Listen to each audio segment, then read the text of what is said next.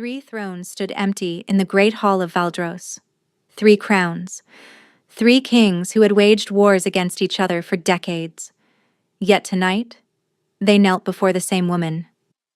Nerissa looked down at them, her hands trembling at her sides. The cold king with frost in his veins, the golden king with honey on his tongue, the warrior king with blood on his hands. Each had crossed mountains and borders to reach her. Each had sworn to claim her as his queen. But only one had made her feel something she'd buried the night her fated mate marked another. Only one had looked at her like she wasn't broken. And only one would die for loving her. She didn't know it yet. Neither did he. The curse that ran through his bloodline had never found a weakness. Never found a crack in its ancient armor. For generations, the kings of Valdros had ruled without hearts, without bonds, without the weakness of love. Until her. Choose, the Golden King demanded, his patience finally fracturing. She already has, the Warrior King said quietly, his eyes filled with something like respect, something like loss. The Cold King said nothing. He simply watched her with those pale gray eyes that had once held nothing, nothing at all, and now held everything. Nerissa opened her mouth to speak, to seal all their fates. But fate, it seemed, had other plans. The mating ceremony was supposed to be the happiest day of Nerissa's life. She stood at the altar in the great hall of Caelmont, dressed in silver and white, her dark hair braided with moonflowers. The entire pack had gathered to witness the sacred union between her and Joreth, the alpha heir she'd been bonded to since childhood. Their wolves had recognized each other at 13. Their families had celebrated for weeks. Everyone said they were perfect together. Everyone except Joreth himself. Nerissa had noticed the distance growing between them over the past year. The way he avoided her eyes, the way he flinched when their hands touched. She'd told herself it was nerves, pre-mating anxiety, something that would dissolve the moment they completed the bond. She was wrong. The ceremony began with the traditional words, the Alpha Priest invoking the Moon Goddess to bless their union. Nerissa's heart raced as Joreth stepped toward her, his jaw tight, his scent carrying something she couldn't identify. Fear, she realized. He smelled like fear. Joreth, she whispered, what's wrong? He didn't answer. Instead, he turned to face the crowd, and Nerissa's blood turned to ice in her veins. I cannot complete this bond, Joreth announced, his voice carrying through the silent hall. The Moon Goddess has shown me my true mate, and it is not Nerissa. Gasps rippled through the assembly. Nerissa stood frozen, unable to process his words. This wasn't possible. They were fated. She could feel the bond between them, fragile as it was, still waiting to be completed. Joreth, she managed, we've been bonded since we were children. The wolves chose each other. You can't just... Wolves can be wrong. His eyes finally met hers, and she saw no love in them, no regret, only relief. I'm sorry, Nerissa, but I choose Linessa. The name hit her like a physical blow. Linessa, her sister. Her perfect, beautiful, golden-haired sister who had always been their mother's favorite, who had always looked at Joreth with something more than sisterly affection. The crowd parted, and there she was, walking toward the altar in a gown of pure white, her eyes downcast in false modesty. Their mother, Helene, walked beside her, and Nerissa saw no surprise on her face. She knew, Nerissa realized. Mother knew this was going to happen. No, Nerissa breathed. Linessa, you can't. He's my fated mate. The bond is clearly mistaken, Helene interrupted smoothly. Joreth has made his choice, Nerissa. Step aside and let your sister take her rightful place. Rightful place. As if Nerissa was the interloper. As if she hadn't spent 10 years believing Joreth was her future. I won't, Nerissa said, her voice stronger now. Joreth, look at me. Feel the bond. It's still there. I know you can feel it. For one moment she saw doubt cross his features. His wolf whined beneath the surface, reaching for hers. The bond pulsed between them, desperate and dying. Then Linessa touched his arm and his expression hardened. "I reject you, Nerissa of Kaelmont," Joreth said formally. "I sever the bond between our wolves. I choose another."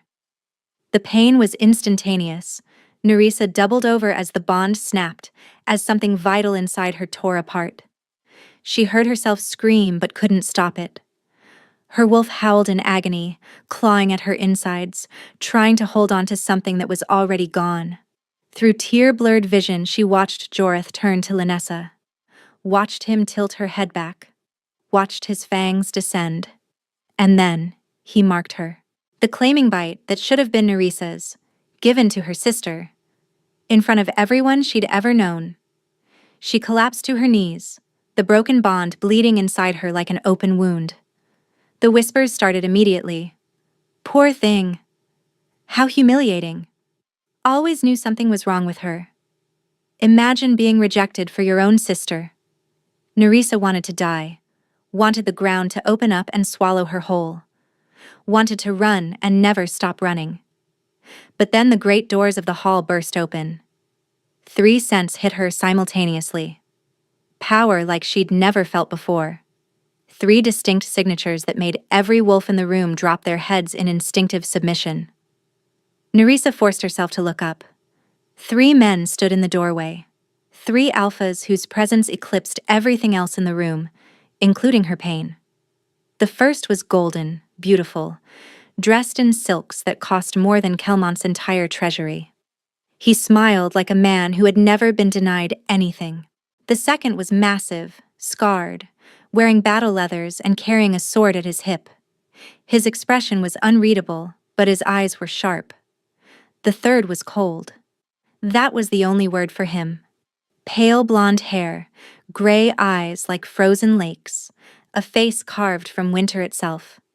He looked at the scene before him, at Nerissa on her knees, at the fresh mark on Linessa's neck, and his expression didn't change at all.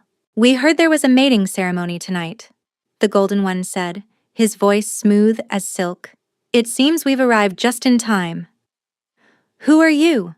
Joreth demanded, stepping in front of Linessa protectively. "How dare you interrupt?" "Interrupt what?" The Scarred One laughed, the sound harsh. "A rejection?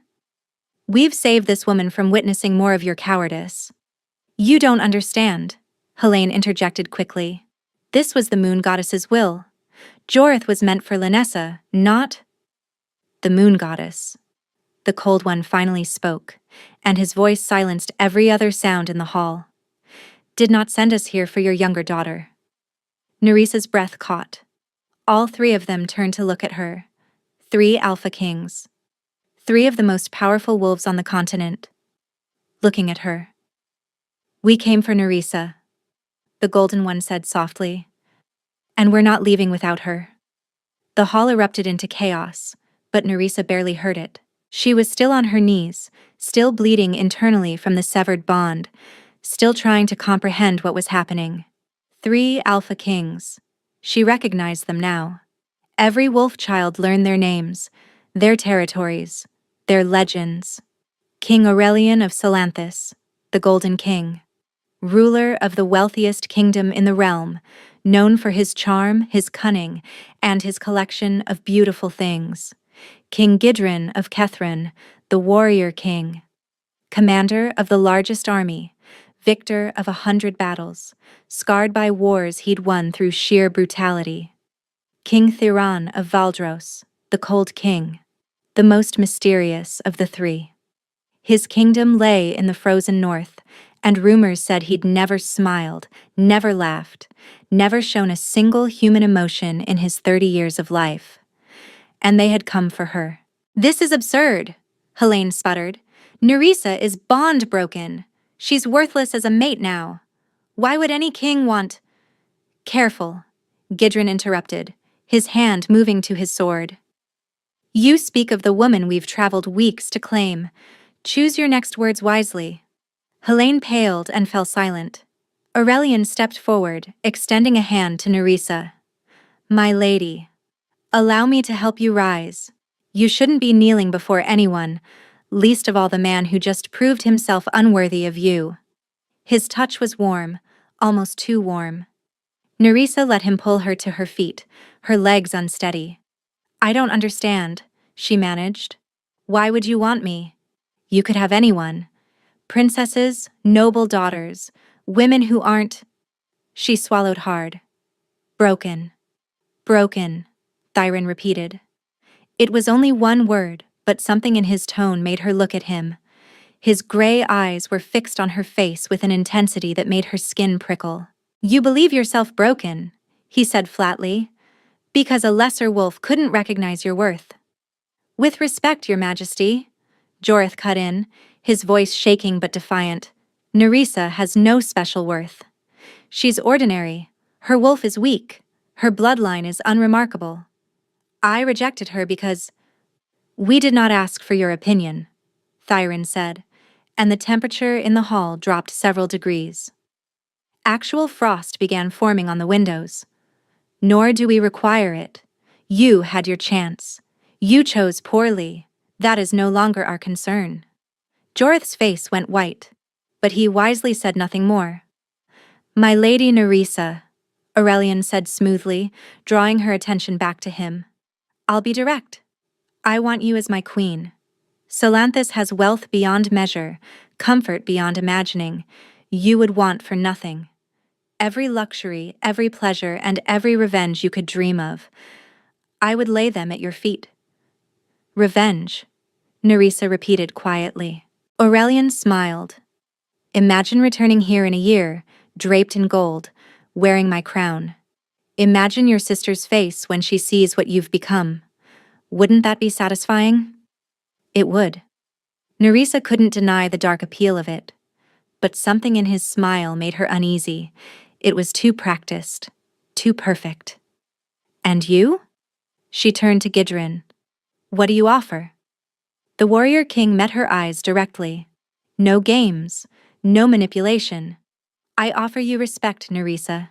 You stood at that altar and held your ground even as your world collapsed. You didn't beg. You didn't grovel. That takes strength. He inclined his head. My seers sensed something powerful awakening in Kael'mont. When I arrived and saw you, I understood what they meant. I would be honored to have such a woman rule beside me. His words were genuine. She could smell no deception on him. Of the three, he seemed the most straightforward, the most honest. Finally, she turned to Thyrin. The cold king hadn't moved from his position near the door. He stood apart from the others, his expression revealing nothing, his scent oddly muted. Most alphas projected their emotions constantly, their wolves broadcasting dominance and desire. But Thyrin was like a frozen lake, his surface still and impenetrable. And what do you offer, Your Majesty? Nerissa asked. Nothing, Thyrin said. The word hung in the air. Aurelian laughed disbelievingly. Gidrin raised an eyebrow. Nothing? Nerissa repeated. I offer no wealth to tempt you, Thyrin continued, his voice flat. No promises of revenge to manipulate you, no flattery to seduce you. I offer only a contract, a political alliance. You will be queen. You will have power, protection, and autonomy. In return, you will produce heirs when the time comes. That's all? That is all. His eyes held hers without wavering. I will not love you, Nerissa. I am incapable of it. I will not pretend otherwise to win you.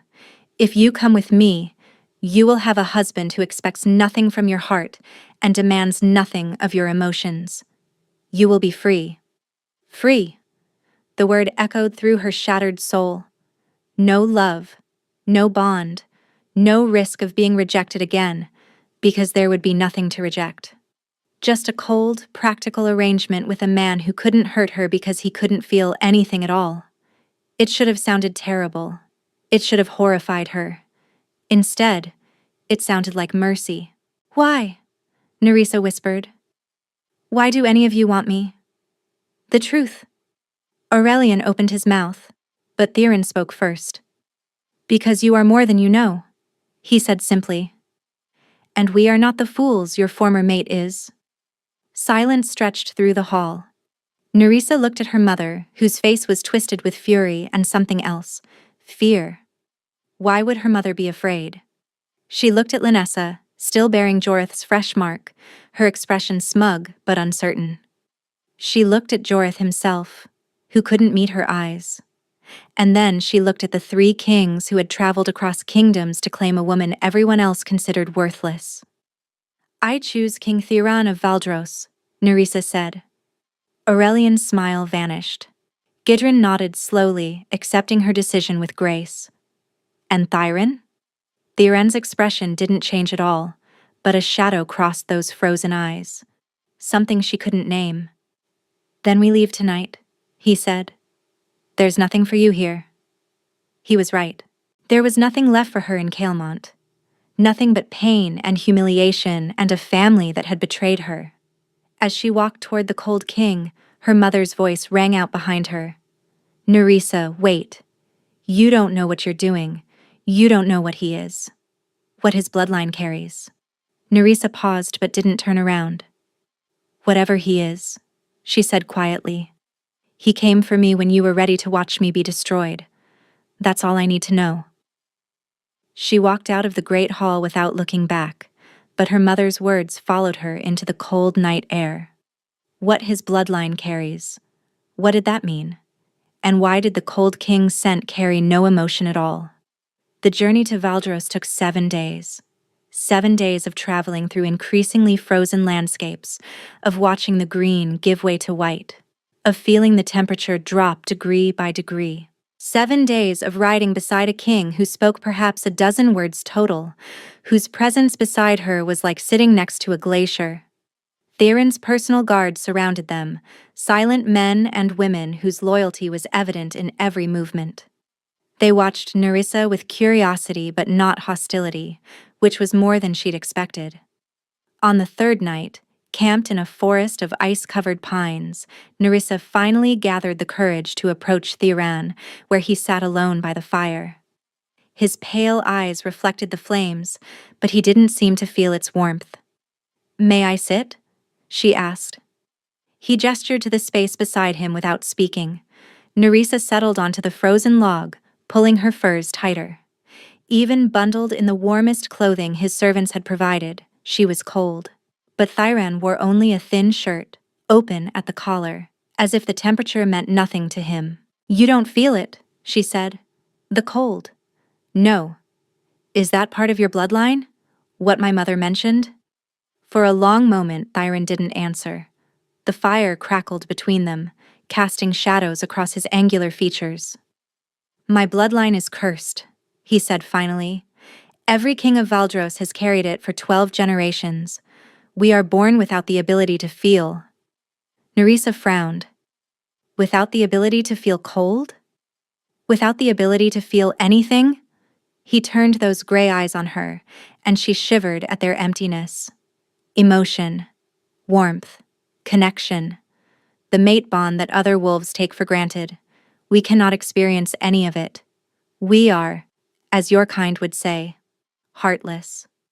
The word hung in the air like frost. "That's why you said you couldn't love me," Nerissa realized slowly. "Not that you wouldn't. That you couldn't." "Correct. I am physically incapable of it. My wolf recognizes no mate. My heart feels no affection. I rule Valdros through logic and strategy. Nothing more." He paused. "I told you this before you chose me. I won't have you claim deception later." "I'm not claiming anything." Nerissa studied his profile, searching for any crack in that frozen exterior. "But if you can't feel anything, why did you come for me? Why did you want a queen at all? You could have continued ruling alone." "Because I require heirs, and because—" He stopped abruptly. "Because what?" Theron stood, turning away from her. "Get some rest. We reach Valdros tomorrow." He walked away into the darkness, and Nerissa was left staring after him, more confused than ever. Because what? What had he been about to say? The next morning, a messenger arrived bearing Aurelian's seal. Thyron read the letter in silence, then handed it to Nerissa without comment. The message was brief and chilling. You've made a mistake choosing the frozen corpse over me. I am not a man who accepts rejection gracefully. Enjoy your wedding, Lady Nerissa. I'll be seeing you soon. Sincerely, King Aurelian of Salanthus. He's threatening us, Nerissa said, her hands trembling slightly. He's posturing. Thyron took the letter back and fed it to the fire. Aurelian has always believed he's entitled to whatever catches his eye. He'll learn otherwise. And if he doesn't? If he actually comes for me? Theran met her eyes, and for one brief moment she saw something stir in those frozen depths. Something that looked almost like protectiveness. Then he'll discover why no army has ever breached Valdros's walls, he said quietly, and why no one threatens what belongs to me. What belongs to me? The words sent an unexpected shiver down her spine. They reached Valdros as the sun set, painting the snow-covered kingdom in shades of gold and crimson. The castle rose from the frozen landscape like a monument to winter itself, all white stone and silver spires, breathtakingly beautiful and utterly cold. The people lined the streets to watch their king's return, and Nerissa felt their eyes on her. Curious, assessing, wondering who this woman was that their heartless king had chosen. Inside the castle, servants moved with quiet efficiency, preparing chambers and drawing baths. Nerissa was led to a suite of rooms more luxurious than anything she'd ever seen, the walls hung with white silk, the bed piled with furs. She was examining the view from her window, the endless white expanse stretching to the horizon, when a knock came at her door. "Enter," she called, expecting a servant. Instead, an elderly woman stepped inside, her silver hair braided around her head like a crown, her eyes sharp and knowing. "Lady Nerissa," the woman said, "I am Maven, the king's advisor. We need to talk." Something in her tone made Nerissa's stomach tighten. "About what?" Maven closed the door behind her and lowered her voice. "About why you're really here. About what the king hasn't told you." She stepped closer. "And about the curse that will kill him if he ever makes the mistake of loving you." The words hit Nerissa like a blow. "What do you mean, kill him?" Maven's expression was grave. "The curse on the Valdros bloodline isn't simply the inability to feel, my lady. It's a protection. The ancient king who made the pact chose to sacrifice emotion to ensure his line would never be weakened by love, never be vulnerable to heartbreak or manipulation through the mate bond. That sounds like a blessing, not a curse." "The blessing became a curse when the witch who cast it added a failsafe," Maven continued. "Should any king of Valdros ever somehow break through the emotional barrier and actually feel love, truly feel it, the curse completes itself. His heart freezes solid. He dies within days." Nerissa felt the color drain from her face. "That's impossible. He said he can't feel anything. If he can't feel, he can't fall in love." "For 12 generations that's been true." Maven's eyes bored into hers. "But you, Lady Nerissa, are not like other women. You carry something within you, something that's been hidden, suppressed, but not destroyed." "I don't know what you're talking about." "Don't you?" Maven reached out and touched Nerissa's hand, and a spark passed between them. "Your mother bound your abilities when you were a child. She's been feeding you suppressants your entire life, but I can sense what lies beneath." Her voice dropped to a whisper. "You carry the blood of the first Luna, my lady, the power to create and destroy mate bonds, the power to make any wolf feel connected to you, whether they want to or not." The room spun around Nerissa. "That's not possible. My mother said I was ordinary. My wolf is weak. I've never—" "Your wolf is not weak. Your wolf is caged." Maven released her hand. "And now that you're away from your mother, away from whatever she's been putting in your food and drink, that cage is going to start opening." Nerissa thought of her mother's fear when she left with Thiran, her warnings about his bloodline, her desperate attempt to stop her from leaving. Not to protect Nerissa, to keep her trapped, to keep her power contained. Why are you telling me this? Nerissa asked, her voice shaking. Because you need to understand the danger you're both in, Maven said. If your power awakens fully, if you accidentally forge a bond with the king, if you make him feel something, it will kill him. And I've served Thiren since he was a boy. I will not watch him die, because a girl who doesn't understand her own nature broke through his walls. Nerissa sank onto the edge of the bed, her mind reeling. She had a hidden power. Her mother had been suppressing it for years, and if that power awakened, if she somehow made the cold king feel love, she would kill him. What do I do? She whispered. Maven's expression softened slightly. Keep your distance. Guard your heart. Do not let him in, and do not let yourself care for him, for both your sakes. She left without another word, and Nerissa sat alone in her beautiful frozen prison, realizing that she had escaped one trap only to walk into another. Somewhere in the castle, the cold king who couldn't feel anything was preparing for a wedding to a woman who could make anyone feel everything. And neither of them knew that fate had already set its pieces in motion. The wedding was to take place 3 days after Nerissa's arrival in Valdros. 3 days of avoiding Thiren as much as possible. 3 days of Maven's warning echoing in her mind. 3 days of feeling something stirring deep inside her, something that had been asleep her entire life and was now slowly, terrifyingly waking up. She could feel it in her wolf. The creature that had always been quiet, submissive, barely present, was stretching inside her like a beast emerging from hibernation. Her senses were sharper. Colors seemed brighter. Scents carried more information than they ever had before. And Thiren's scent, that muted, frozen nothingness, was starting to crack. She'd caught hints of something beneath it. Just whispers. A trace of pine and winter storms, of ancient power held under impossible restraint. It made her wolf restless in ways she didn't understand. Keep your distance. Guard your heart. Easier said than done when servants kept bringing her to him for wedding preparations, when she had to stand beside him as the court tailor measured them both, when his cold hand occasionally brushed hers and sent sparks racing up her arm. On the second day, something strange happened. She'd been sitting by the fire in her chambers, thinking about Thiren, about the impossible situation they were both in. Her emotions had been running high, frustration and fear and something warmer she didn't want to name.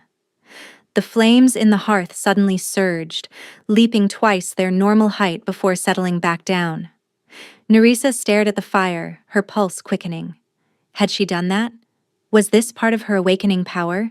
She didn't mention it to anyone, but she watched herself more carefully after that. On the morning of the wedding, Nerissa stood before a mirror, while servants dressed her in a gown of ice blue silk and silver embroidery. A crown of frozen crystals was placed on her dark hair, and when she looked at her reflection, she barely recognized herself. She looked like a queen. She looked like she belonged here. The thought terrified her. A knock came at the door, and Maven entered, her expression tense. "The kings have arrived," she said quietly. Nerissa's stomach dropped. "Kings? Plural?" Aurelian and Gidron both requested permission to attend the ceremony. Thiren couldn't refuse without causing a diplomatic incident. Maven moved closer, lowering her voice. "Be careful today. Aurelian is planning something. I can feel it." "What kind of something?" "I don't know yet. Just stay close to Thiren. Whatever else he is, he will protect you." The great hall of Valdros had been transformed for the occasion. White flowers cascaded from every surface, their petals dusted with actual frost that glittered in the candlelight. The nobility of Valdros filled the pews, dressed in shades of silver and pale blue, their faces curious as they watched their heartless king prepare to take a bride. Nerissa walked the long aisle alone, just as she had in Kaelmont. But this time, the man waiting for her at the altar hadn't rejected her. This time, he'd chosen her. Even if he could never love her, Thyron stood motionless in formal black, his pale hair pulled back from his angular face. He watched her approach with those empty gray eyes, and Nerissa searched desperately for any sign of feeling. Nothing. Just winter. She took her place beside him, and the officiant began the ceremony. We gather today to witness the union of King Thyran of Valdros and Lady Nerissa of Caelmont. Nerissa tried to focus on the words, but movement in her peripheral vision drew her attention. Aurelian sat in the front row, dressed in gold that seemed to glow against the white surroundings. He caught her eye and smiled, and the expression made her skin crawl. Beside him, Gidron sat with arms crossed, his scarred face unreadable. When their eyes met, he inclined his head slightly. Respect? Acknowledgement. Nothing threatening. But Aurelian. If any present know of a reason these two should not be joined, the officiant intoned, speak now, or forever, hold your peace. Aurelian stood in. The entire hall gasped. Thyron went rigid beside her, and for the first time, Nerissa felt something emanate from him. Cold. Actual, physical cold that made the air around them frost. I know of a reason, Aurelian said pleasantly. The lady was promised to me first. That is a lie, Nerissa said, her voice cutting through the whispers. I chose King Thyron freely. You were present. You heard my decision. Ah, but you made that decision under duress. Aurelian spread his hands innocently. You'd just been rejected. You were in pain. You weren't thinking clearly. Surely a choice made in such a state cannot be considered binding. The lady's choice was clear. Gidron's deep voice rumbled. He hadn't stood, but his hand rested on his sword hilt. I was present as well. She chose Thyran. Accept it with grace, Aurelian, or accept it without. But accept it.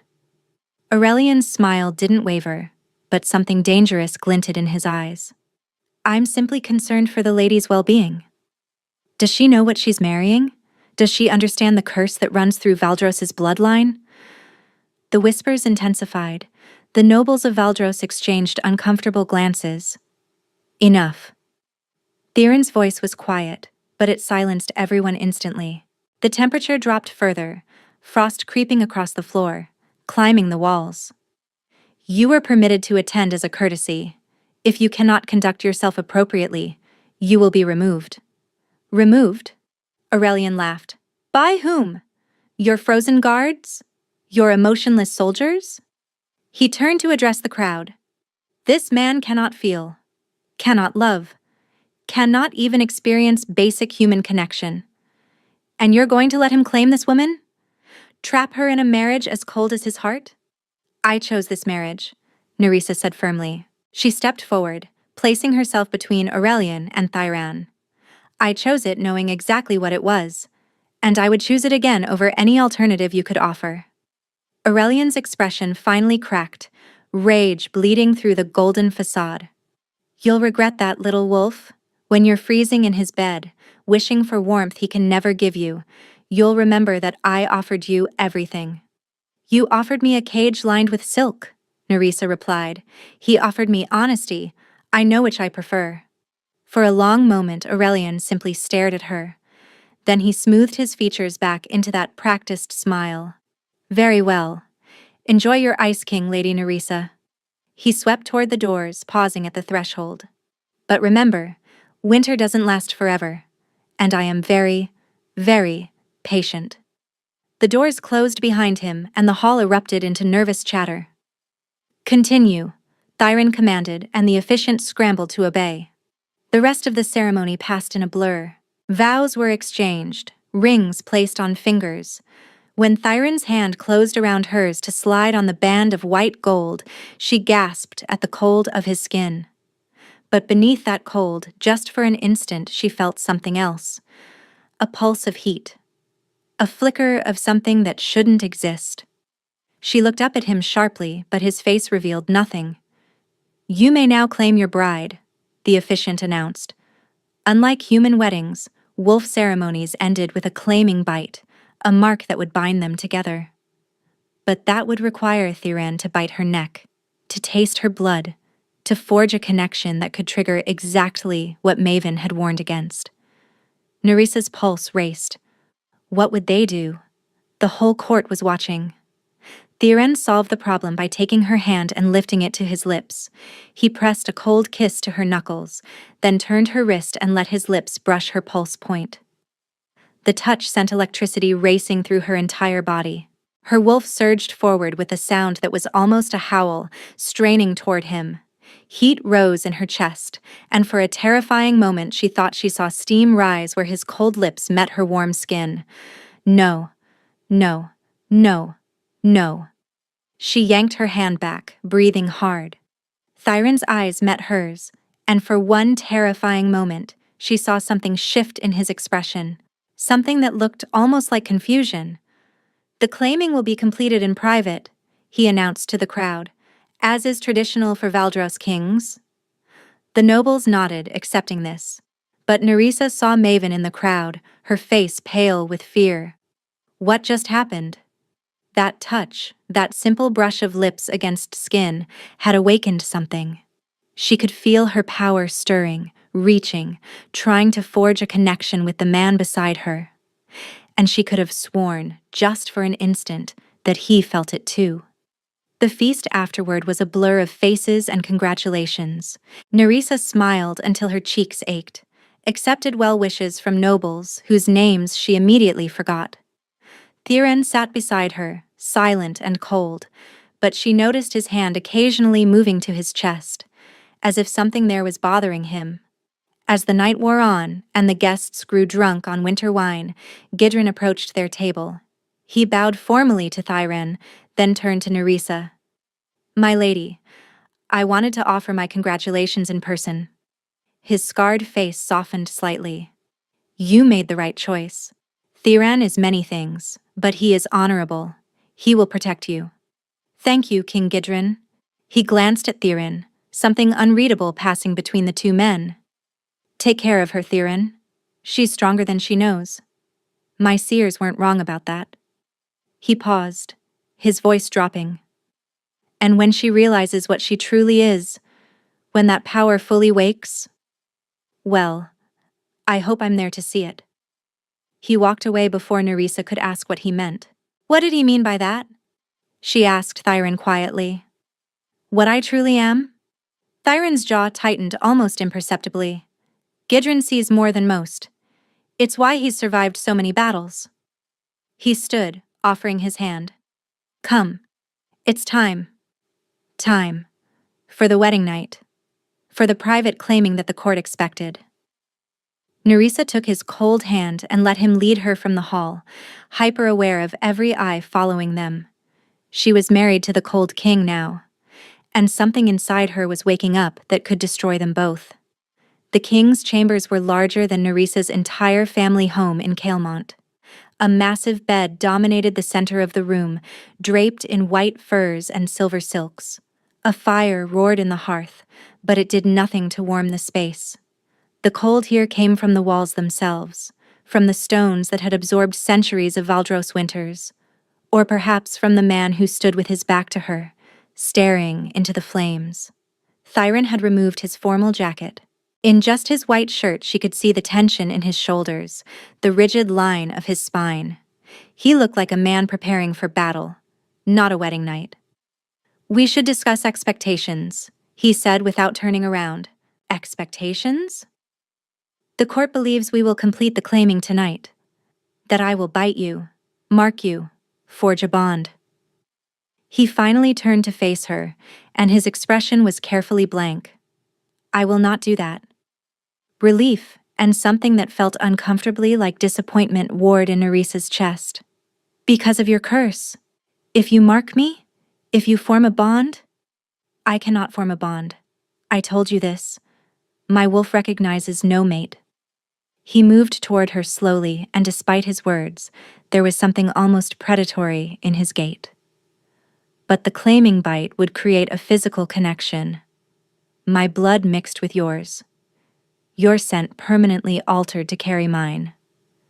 And that's dangerous? That is unknown. He stopped an arm's length away, close enough that she could feel the cold radiating from his skin. No Valdros king has ever marked a queen. We take wives for heirs, nothing more. The claiming has always been symbolic only. Nerissa swallowed hard. So what happens tonight? I will not force anything on you. His gray eyes held hers steadily. If you wish to sleep alone, I will have a separate chamber prepared. If you prefer to maintain appearances and share this room, I will not touch you without your consent. It was everything she should have wanted to hear. Distance, safety. No risk of her power awakening and killing him. But standing here, watching the firelight play across his frozen features, Nerissa felt something she hadn't expected. She didn't want distance. And if I consent? She heard herself say. Something shifted in Thyron's eyes. That same change she'd seen at the ceremony, gone before she could identify it. Then I will give you whatever you ask for, he said quietly, within the limits of what I am able to provide. What he was able to provide: pleasure without emotion, touch without connection, a transaction, just like everything else in this marriage. Nerissa should have said no, should have taken the separate chamber and locked the door between them. Maven's warning screamed in her mind, but her wolf was howling, her blood was singing. And the power that had been dormant her entire life was reaching for him like a flower reaching for the sun. Just tonight, she told herself. One night to understand what this is. Then I'll keep my distance. She reached up and began unfastening the clasps of her wedding gown. Thyron went absolutely still. His eyes tracked her movements with an intensity that belied his claims of emptiness. What are you doing? He asked, his voice lower than before. Consenting.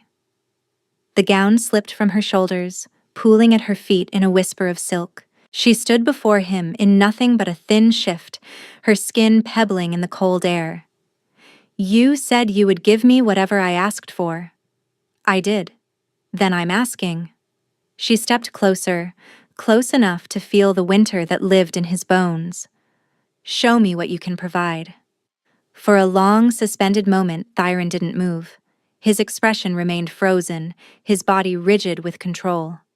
Then his hands came up and gripped her waist, and the cold of his touch made her gasp. You should not have done this, he murmured, but he was pulling her closer, not pushing her away. You should have taken the separate chamber. Probably. I cannot give you warmth. I cannot give you tenderness. I am exactly as empty as I warned you. Then stop talking, Nerissa breathed, and show me. His mouth found hers, and the cold was shocking. Like kissing winter itself, like pressing her lips to fresh snow. Her wolf keened inside her, confused and aroused and desperate. But beneath the cold, buried so deep she might have imagined it, was heat. Thyron kissed her with a precision that should have felt mechanical, but somehow didn't. His hands mapped her body through the thin fabric of her shift, learning her curves with methodical attention. Every touch was deliberate, purposeful. And yet, his breathing changed, his grip tightened. When she slid her hands beneath his shirt and pressed her warm palms against his frozen chest, he made a sound. Low, almost pained, like something cracking deep inside him. You're so warm, he muttered against her mouth. I didn't know anything could be this warm. Is it too much? No. The word came out rough, almost desperate. No, it's... He didn't finish. Instead, he lifted her as if she weighed nothing and carried her to the bed, laying her down on the furs with surprising gentleness. The shift was removed with careful precision. Nerissa shivered as the cold air kissed her bare skin, but Thyron's hands were already there, stroking, exploring, leaving trails of frost that made her nerve endings sing. Tell me if you want to stop, he said, positioning himself above her. His gray eyes looked almost silver in the firelight, and there was something in them she'd never seen before. Something that looked almost like reverence. Tell me if the cold is too much. It's not. She pulled him down to her, gasping at the shock of his frozen skin against her heated flesh. The contrast was unlike anything she'd ever experienced. Ice and fire meeting, creating steam. Don't stop. Please don't stop. What followed was nothing like Nerissa had expected. She'd anticipated mechanical efficiency. A transaction, as he'd described. Bodies coming together for the purpose of producing heirs, nothing more.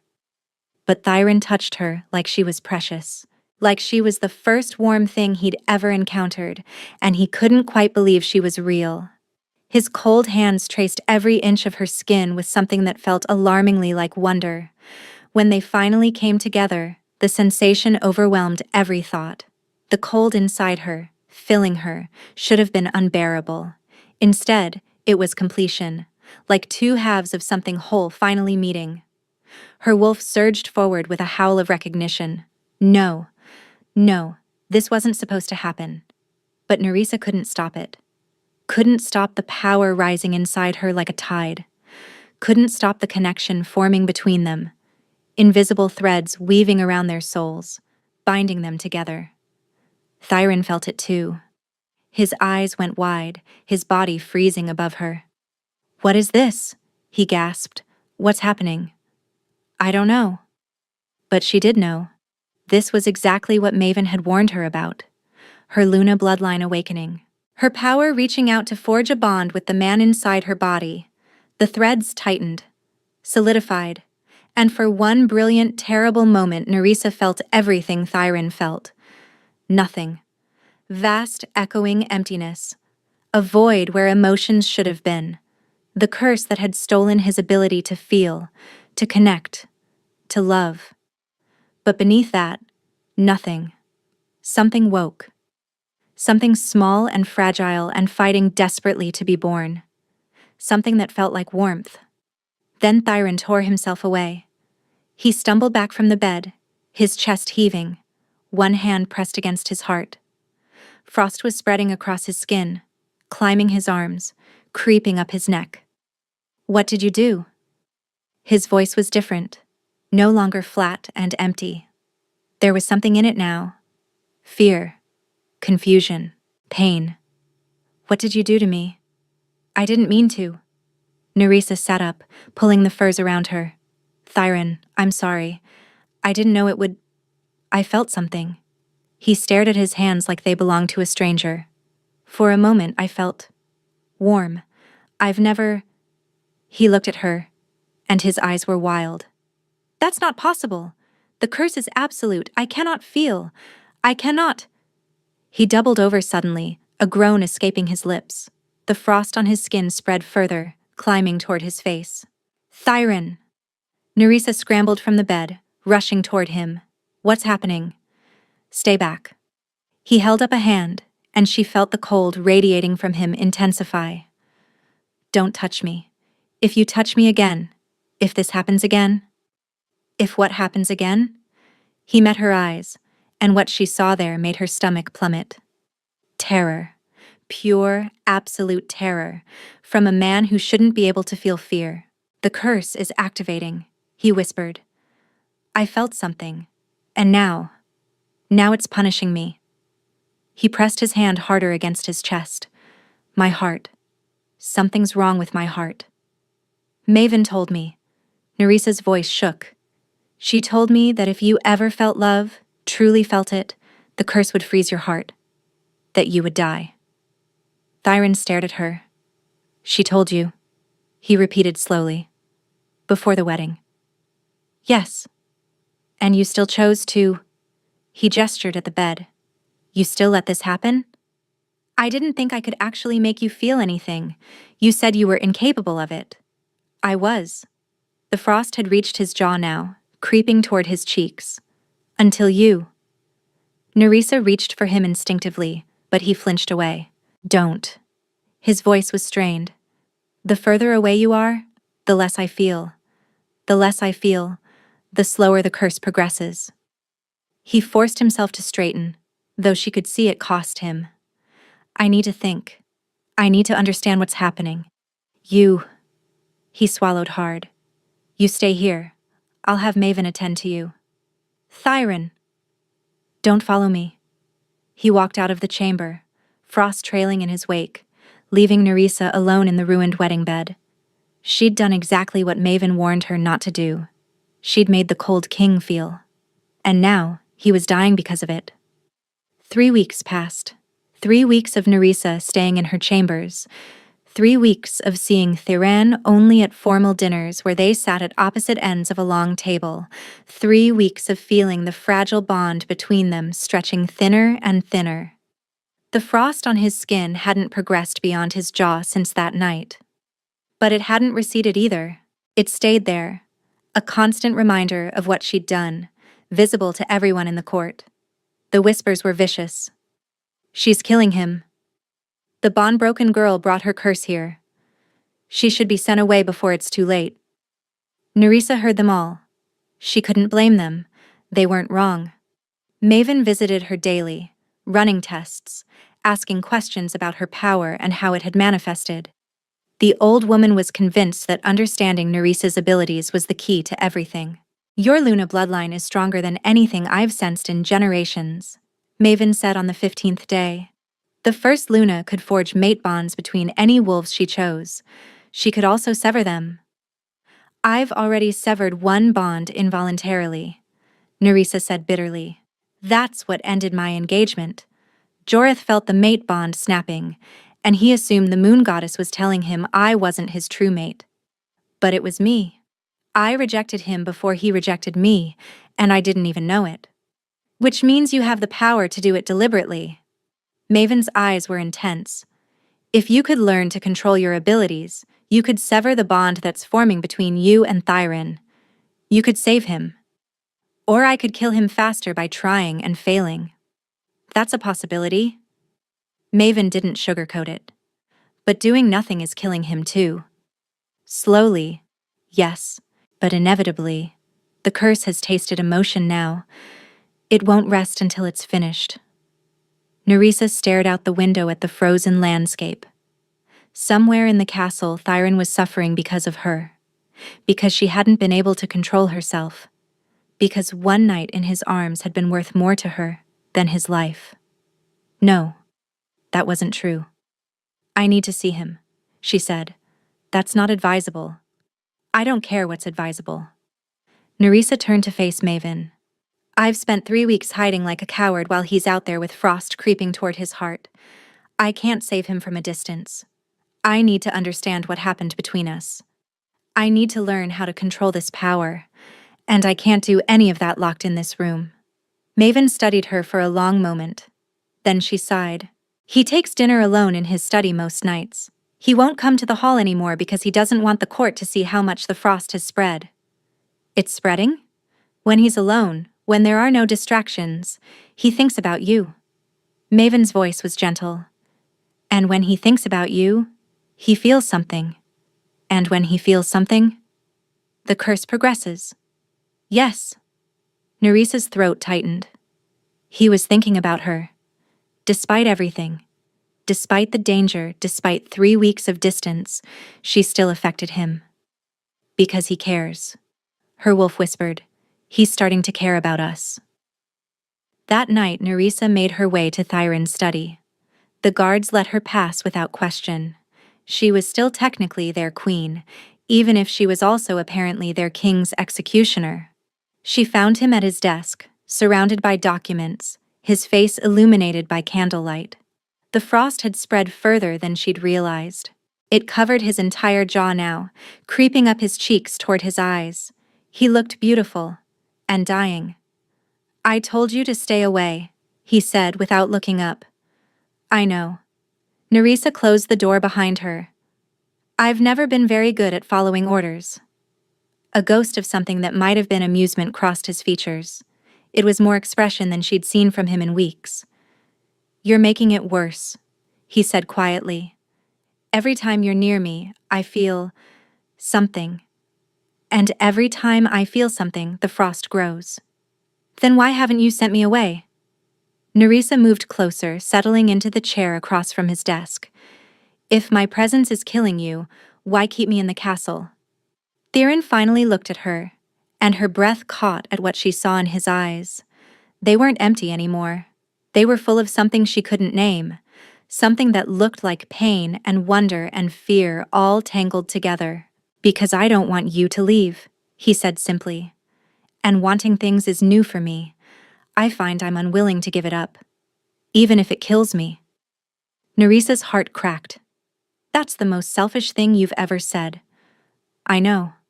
I've never been selfish before either." He almost smiled. "You're teaching me all kinds of terrible habits." She shouldn't touch him. She knew she shouldn't. But she reached across the desk anyway and laid her hand over his. His skin was ice against hers, but he didn't pull away. "Tell me about the curse," Nerissa said softly. "Everything. I want to understand." So he did.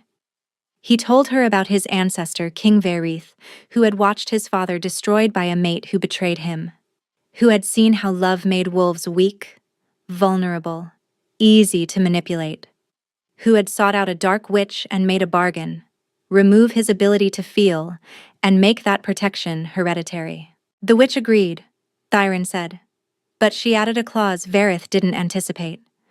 Should any of his descendants ever break through the emotional barrier and actually feel love, the curse would complete itself. Their hearts would freeze solid within days. Why would she add that? Because she was in love with Verith herself. Thyron's voice was flat. He'd rejected her advances. She wanted to ensure that if he couldn't love her, he would never love anyone. And neither would any of his line. That's monstrous. That's what happens when love becomes obsession. He turned his hand over beneath hers, their palms pressing together. For 12 generations, the clause was irrelevant. No Valdros king ever felt anything. We were exactly as emotionless as Verith wanted. Cold, logical, efficient rulers. Until me. Until you. His gray eyes held hers. "I don't understand it, Nerissa. I've been with women before. I've had mistresses, political encounters. Nothing ever touched me. But you?" He shook his head slowly. "The moment you walked into that ceremony hall in Kaelmont, something changed. Something cracked." "My power," Nerissa said. "Maven thinks my Luna bloodline can force connections, that I accidentally started forming a bond with you the moment we met. Perhaps. Or perhaps you're simply the first person in my life who deserved to be felt." The words hung in the cold air between them. "Thyron." Nerissa's voice broke. "If I could take it back, if I could make you stop feeling, would you?" The question stopped her. Would she? If she could sever the bond, remove whatever connection was growing between them, save his life at the cost of returning him to that vast emptiness she'd felt inside him? She thought about the look in his eyes now. The pain, yes, but also the wonder, the discovery of feelings he'd never experienced, the terrible gift of actually being alive after 30 years of nothing. "I don't know," she admitted. "Neither do I." Thyron's thumb traced circles on her palm. "I should want to survive. Self-preservation is logical. But these past 3 weeks, even as the frost spread, even as my heart grew colder, I kept thinking about you. About how you tasted. About how warm you were in my arms. About how, for one moment, I understood what everyone else has always had." Tears were streaming down Nerissa's face. She didn't know when she'd started crying. "This isn't fair," she whispered. "No, it isn't." Thyron released her hand and stood, moving around the desk to kneel before her. His frosted face was level with hers, so close she could see the crystals of ice forming in his eyelashes. "I need to tell you something," he said quietly. "Before it's too late. Before the frost takes my voice or my mind or whatever it takes next. Don't say that. I'm dying, Nerissa. We both know it. And I've discovered that dying men want to speak truth." He reached up and cradled her jaw in his frozen hands. "I didn't choose you at that auction because of political advantage, or because I thought you were safe. I chose you because something in me recognized something in you. Something that called to me despite the curse, despite everything. Thyron, I think I'm falling in love with you." The words came out like they hurt him, because they probably did. Because every emotion was agony, every feeling was death. "I don't know what love is. I've never felt it before. But I know I think about you constantly. I know I want to protect you. I know that when you walked into this room tonight, something in my chest that isn't the curse came alive." Nerissa was sobbing now. "You can't. You can't love me. It will kill you." "Then I'll die having lived," Thyron said simply. "Which is more than any Valdros king has done in 12 generations." He kissed her. It was different from their wedding night. Gentler. More deliberate. Like he was memorizing the taste of her for whatever came after. Nerissa kissed him back desperately, pouring everything she couldn't say into the contact. "I love you too. I'm sorry. I won't let you die. I'll find a way." When they finally broke apart, the frost on his face had spread further. It was climbing toward his eyes now, threatening to seal them closed. "We need to find a way to break the curse," Nerissa said fiercely. "There has to be something. The witch who cast it, does her line still exist? Is there a counterspell? There must be something we haven't tried." "The witch died centuries ago. Her bloodline ended with her." Thyron's voice was strained. "Every king before me has searched for a cure, none found one. Then I'll find one. I have Luna blood. I can forge and sever bonds. Maybe I can—" A knock at the door interrupted her. "Your Majesties?" A guard's voice, urgent. "A messenger has arrived from Kaelmont. He says it's urgent." Nerissa and Thyran exchanged glances. She rose to open the door and the guard handed her a sealed letter. The seal was her mother's. With trembling hands, Nerissa broke it open and read the contents. The blood drained from her face. "What is it?" Thyran asked. "It's from my mother."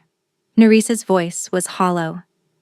"She says she knows how to break your curse. She's known for years." She looked up at him, her expression a mixture of hope and horror. "She wants to make a deal." "What kind of deal?" Nerissa handed him the letter with shaking hands. "She says she'll tell me how to save you, in exchange for something only I can give her. My Luna power. She wants me to transfer my abilities to her. And she wants me to do it within the week, or she'll let you die." Nerissa read the letter 3 times, hoping the words would change. They didn't. Her mother knew how to break the curse, had always known, and she'd kept that knowledge hidden while Nerissa married a dying man, while the frost crept toward his heart, while everything fell apart. "She's lying," Nerissa said finally. "She has to be. How could she possibly know how to break a curse that's existed for 12 generations?" Thyran took the letter from her hands, his frosted fingers brushing hers. "Your mother bound your Luna power when you were a child. That requires significant magical knowledge. Perhaps she learned more than she revealed. But why would she want my power? What use is it to her? The ability to forge and sever mate bonds?" Thyran's voice was grim. That power could control entire kingdoms. She could make or break political alliances with a thought. Force enemies to bond with wolves who would destroy them. Sever the bonds of loyal mates to create chaos. Nerissa felt sick. She wants to use it as a weapon. Your mother struck me as the ambitious type when I met her at the auction. Thyran set the letter down. She was angry when you left with me, not protective. Angry, like you'd stolen something from her. I stole myself. Nerissa laughed bitterly. The one thing she thought she owned completely. She moved to the window, staring out at the frozen landscape. The moon hung heavy and full over Valdros, casting silver light across the snow. Somewhere out there, her mother was waiting for an answer, waiting to see if Nerissa loved Thyran enough to sacrifice herself. The answer, she realized, was yes, but that didn't mean she would do it her mother's way. "I'm not giving her my power," Nerissa said quietly. "Nerissa, if she truly knows how to break the curse, then she'll break it without taking anything from me." Nerissa turned to face him, and the determination in her voice surprised even herself. "I've spent my entire life being controlled by that woman. Being told I was weak, ordinary, and worthless. Being fed suppressants that kept my true nature caged. I won't give her the satisfaction of winning now. Thyrin studied her with those gray eyes that were slowly being consumed by frost. Even if it means watching me die?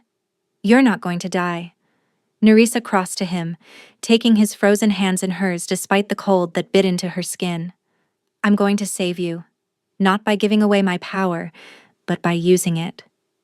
You don't know how to use it. Maven said. Maven said I could sever bonds.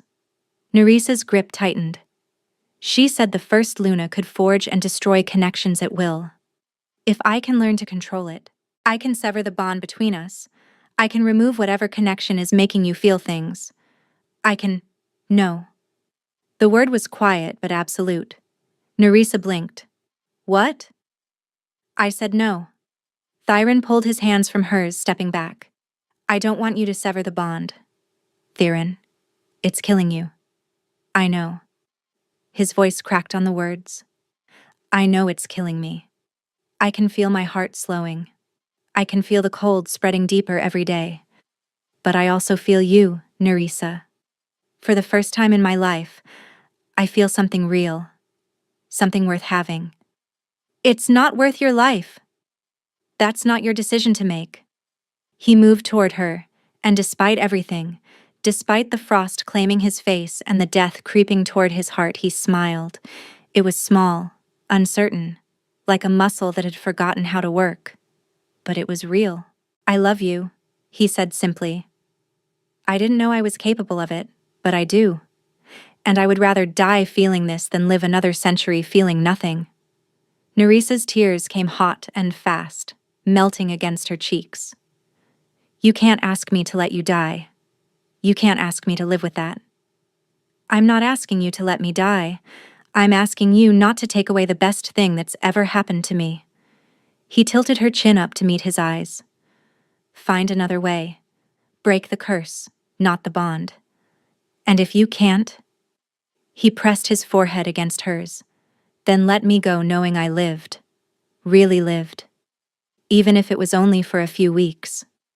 Nerissa sobbed against him, her warm tears tracking paths through the frost on his skin. She could feel the bond between them, that fragile, impossible connection that had formed despite every obstacle. It pulsed with something that felt like love, like completion, like two broken pieces finally finding each other, and it was killing him. I won't accept this, she whispered fiercely. I won't let you die, and I won't let you suffer, and I won't give my mother what she wants. There has to be another way. Then find it. Thyrin's lips brushed her forehead. But find it quickly. I don't know how much time I have left. That night, Nerissa didn't sleep.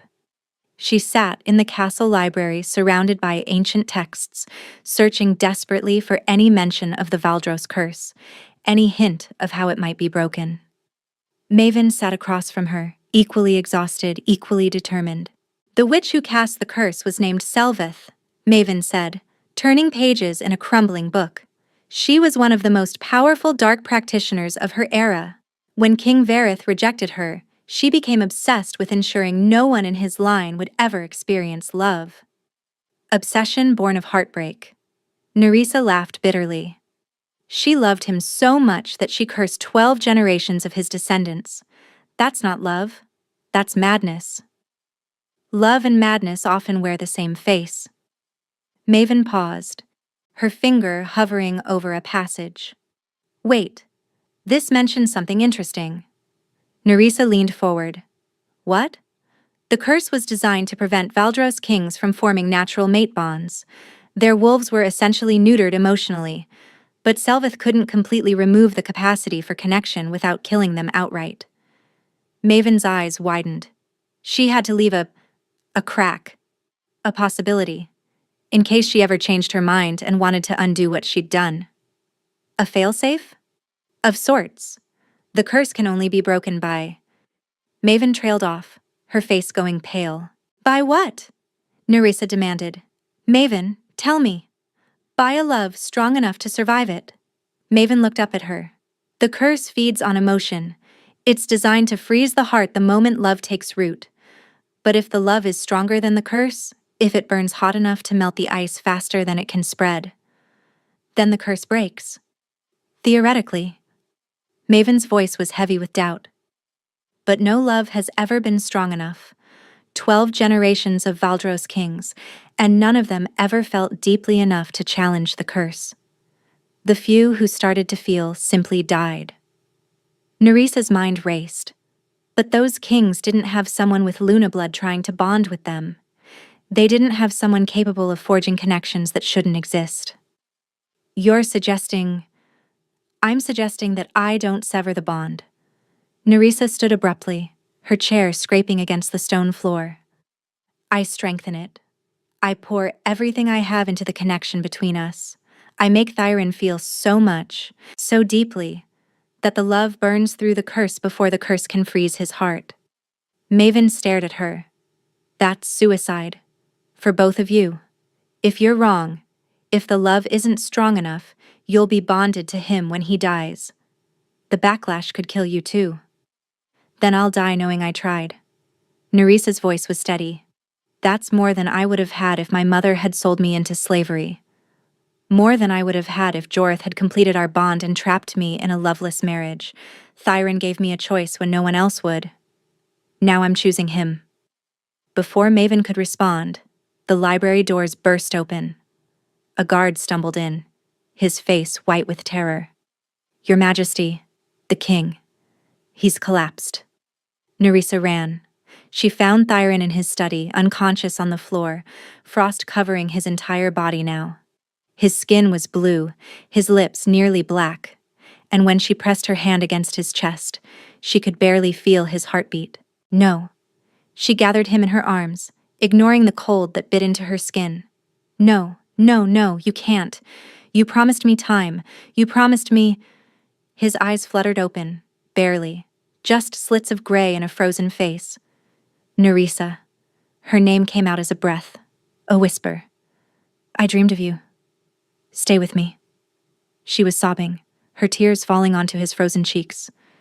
Stay with me, Thyrin. I know how to save you. I figured it out.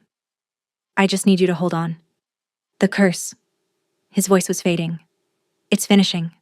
No, it's not. Nerissa closed her eyes and reached for the power inside her. The Luna bloodline her mother had suppressed for so long. The ability to forge bonds that shouldn't exist. She found it coiled at her core like a sleeping dragon. Waiting. Ready. I love you, she said fiercely. I love you, Thyrin of Valdros, and I'm not letting you go. She poured everything she had into the bond between them. The world exploded in light. The last thing she saw was Thyrin's face, frozen in shock. Then everything went white. Nerissa opened her eyes to chaos. She was lying on the floor of Thyrin's study, her body aching like she'd been struck by lightning.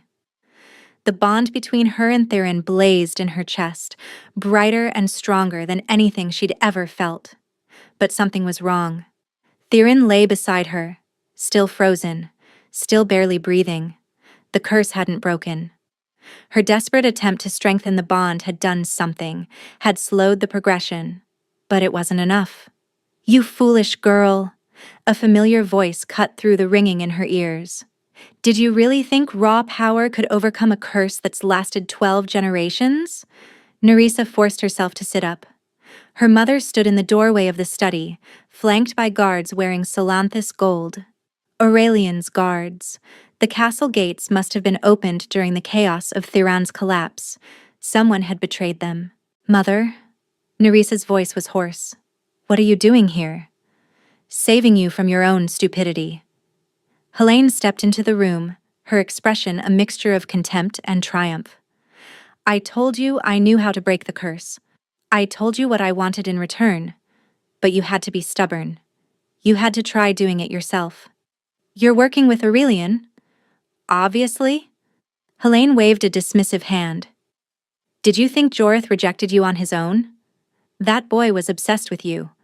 It took months of manipulation, of convincing him that Linessa was his true mate, of feeding him potions that dulled his bond with you. All so that when the three kings arrived looking for the Luna-blooded woman our family had kept hidden, you would be conveniently available. The truth hit Nerissa like a physical blow. You planned all of it. The rejection, the auction, everything. I planned to sell you to Aurelian. Helene's face twisted with old fury. He offered me a fortune for a woman with your bloodline, but then you chose the frozen corpse instead, and I had to adjust my approach. You're my mother. Nerissa couldn't keep the anguish from her voice. How could you? You're not my daughter. The words came out cold and flat. You're your father's mistake, a constant reminder that he loved his mistress more than me. When your wolf manifested Luna abilities, I realized you were even more valuable than I'd thought. But I wasn't about to let a half-blood bastard have power that should have been mine. The final piece fell into place. I'm not your biological daughter, Nerissa said slowly. That's why you've always hated me. That's why Linessa was always your favorite. Linessa is my blood. You're just the brat your father forced me to raise. Helene smiled cruelly. But your Luna bloodline came from somewhere, your real mother's family. Which means if I drain it from you, I'll have what should have been mine all along. She won't help you. Thyron's voice was weak, barely audible, but his eyes had opened.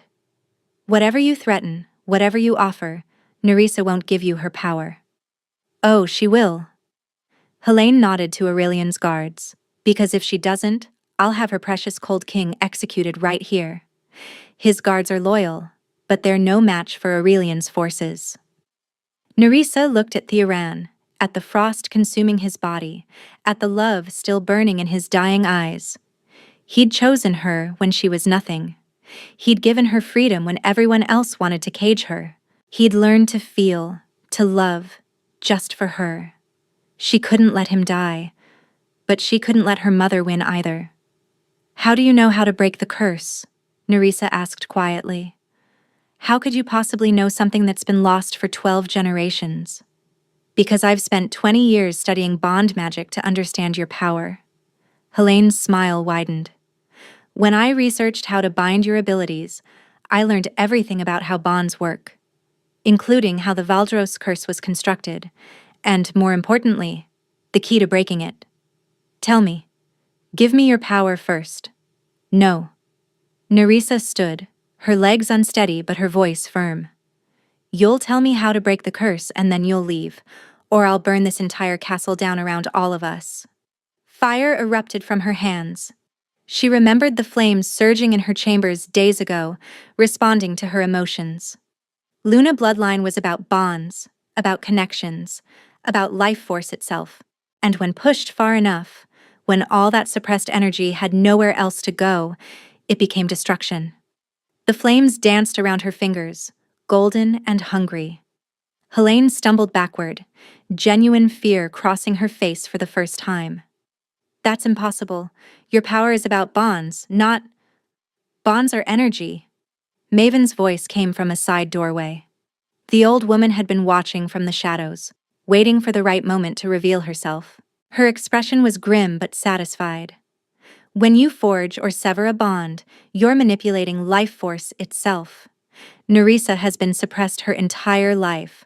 All that power had to go somewhere. The transfer, Nerissa said slowly, understanding dawning. When I tried to strengthen my bond with Thyron, I didn't just pour my love into him. I poured everything. All the power that's been building inside me for 20 years. And power that strong, released that fast, creates fire. Maven stepped fully into the room. It's why Luna-blooded wolves were so feared in ancient times. They could forge a bond, then burn it, using the energy to incinerate their enemies. Helene had gone pale. You can't control that power. You'll kill us all. Maybe. Nerissa advanced on her mother, flames licking higher around her arms. Or maybe I'll just kill you. Tell me how to break the curse. Now. For a long moment, Helene said nothing. The guards behind her shifted nervously, clearly reconsidering their loyalty in the face of a woman wreathed in fire. Fine. Helene's voice was bitter with defeat. The curse can only be broken by completing what Selveth started. She cursed the Valdros line because Varith rejected her love. The only way to undo it is for a Valdros king to fully accept love, to bond completely and irrevocably with another wolf. I tried that. It didn't work. Because you were trying to strengthen the bond while fighting the curse. Helene's lip curled. You can't do both. You have to surrender to it. Stop trying to save him. Stop trying to control the outcome. Just love him. Completely. Without reservation, without fear. Nerissa stared at her. That's it? That's the great secret? Just love him? Love him and accept that you might die too. Helene's voice was cold. The curse exists because Selveth couldn't accept rejection. It can only be broken by accepting love without conditions, without the guarantee of survival, without knowing if it will work, without fear. Nerissa turned to look at Thiran. He was watching her through frost-covered eyes, his breathing shallow, and his heartbeat so faint she could barely sense it through their bond.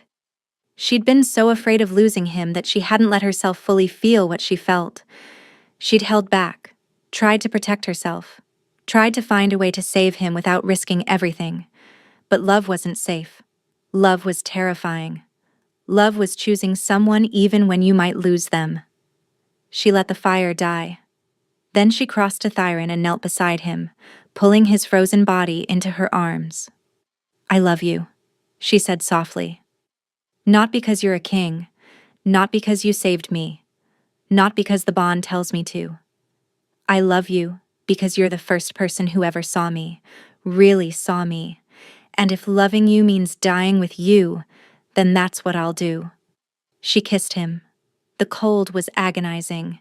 It bit into her lips, her face, and her hands. She felt the frost trying to spread to her, trying to claim her too. She didn't care. She poured everything she had into the kiss. Every ounce of love, of hope, of desperate longing. She opened the bond between them completely, holding nothing back, letting him feel exactly how much he meant to her. And she felt him respond.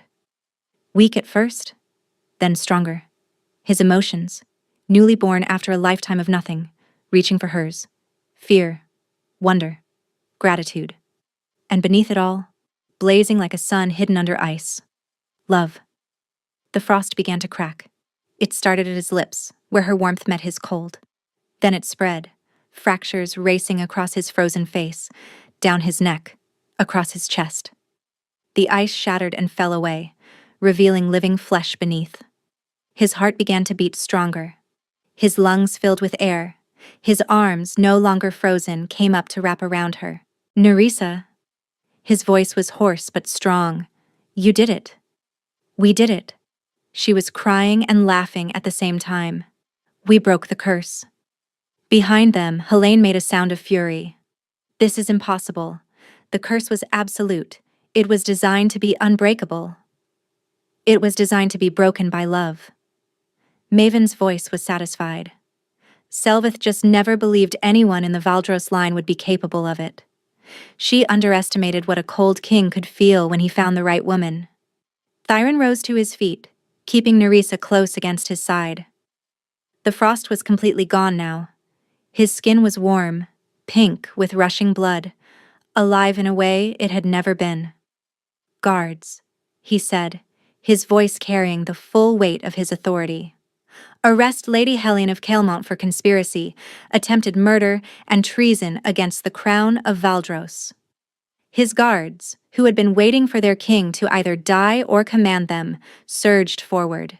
Aurelian's men, clearly outmatched and unwilling to fight for a losing cause, stood aside. Helene struggled as they bound her hands. You can't do this. I'm a noblewoman of Caelmont. I have rights. You have nothing. Nerissa stepped forward, her voice cold and steady. You're not my mother. You never were. And when the courts hear what you've done, not just to me, but to my father's true mate, to the woman you helped destroy to hide your jealousy, you'll be lucky if prison is all you get. Helene's face went white. How did you? I felt everything when the bond opened fully.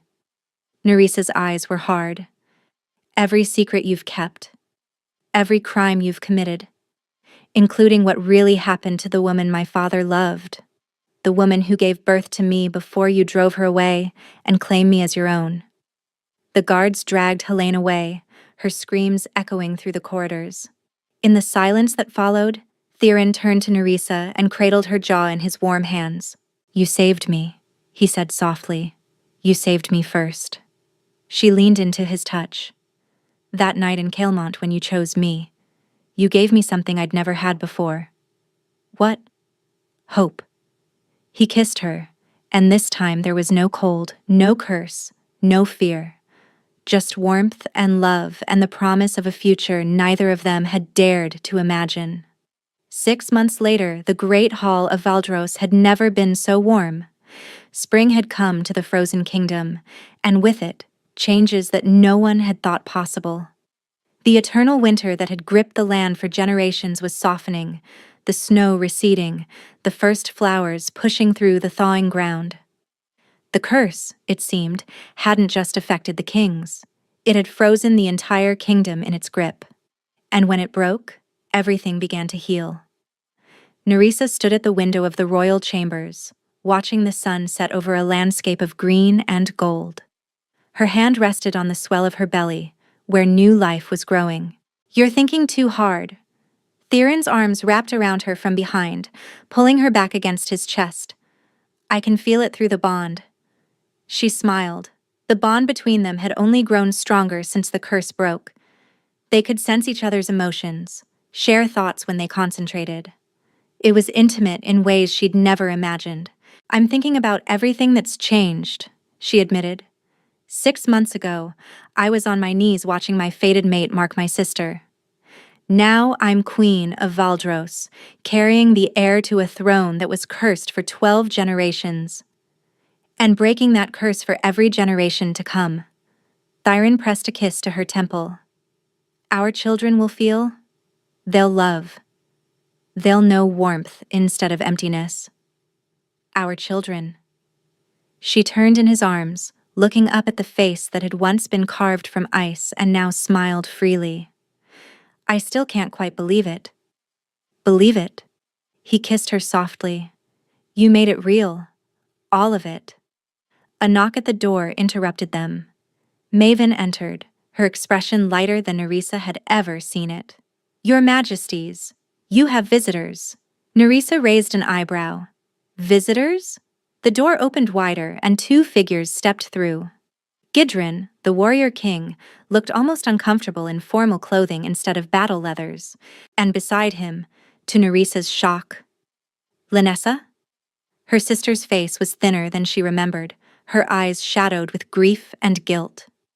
The mark on her neck, Joreth's mark, was still visible, but something about it seemed faded. "Sister." Linessa's voice cracked. "I came to beg your forgiveness." Nerissa glanced at Theron, who squeezed her hand supportively. "What happened?" Nerissa asked quietly. "Joreth." Linessa swallowed hard. When the truth about Mother came out, when everyone learned what she'd done, he couldn't handle it. He tried to blame me, then he tried to blame you. Then he just ran. Left in the middle of the night. Her eyes filled with tears. "He's broken our bond, rejected me the same way he rejected you." There was a time when Nerissa would have felt satisfaction at this news, vindication, justice. Instead, she felt only pity. "I'm sorry," she said, and meant it. "You didn't deserve that. I deserve worse." Linessa fell to her knees. "I knew what Mother was doing. Not all of it, but enough. I was jealous of you, Nerissa. Jealous that Joreth looked at you the way he never looked at me. I let Mother convince me that you were the problem. That if you were gone, everything would be perfect. It wasn't your fault. Mother manipulated all of us. I should have seen through it. I should have protected you instead of competing with you." Linessa looked up, her face streaked with tears. "Can you ever forgive me?" Nerissa knelt down to her sister's level. "I forgave you the moment I broke the curse. Holding on to anger doesn't serve anyone." She took Linessa's hands. We're sisters. Real sisters. And that means something. Even if we didn't come from the same mother. Linessa sobbed and threw her arms around her. When the embrace ended, Gidron cleared his throat awkwardly. Escorted Lady Linessa here from Kalemont, he said. Thought she might need protection on the road. Nerissa noticed the way his eyes lingered on her sister, the way Linessa's scent carried traces of his, the way they stood just a little too close together. How kind of you, Nerissa said, hiding a smile. I was in the area, Gidron muttered, clearly lying. Theron caught her eye and smirked. She felt his amusement through the bond, mixed with something warm and satisfied. Later that night, after the visitors had been shown to their rooms and the castle had gone quiet, Nerissa stood on the balcony with her husband, watching the stars emerge over the kingdom that was finally, truly theirs. Do you remember what you said to me that first night? She asked. When you offered me the contract? I said I would never love you. Thyron's voice was soft with wonder. I said I was incapable of it. And now? He turned her to face him, his hands warm and gentle on her shoulders. The man who had once been made of ice now burned with more love than she'd ever thought possible.